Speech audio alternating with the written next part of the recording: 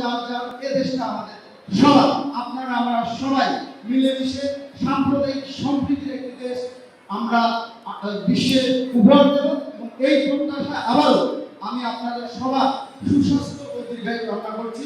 একই সাথে আবারও আমি বাংলাদেশ জাতীয়তাবাদী ছাত্রদলের পক্ষ থেকে জানাচ্ছি আন্তরিক প্রীতি ও শুভেচ্ছা। সর্বভৌম সুখিনা সর্বসন্তু নিরাময়া সর্বভদ্রাণী বৈষ্ণব মহাকর্ষি দুঃখ ভাবে হে ভগবান, জগতের সকলেই সুখী হোক, জগতের সকলেই নিরাময় হোক, কেউ যেন দুঃখ ভোগ না করে। সবাইকে ধন্যবাদ। বাংলাদেশ জিন্দাবাদ।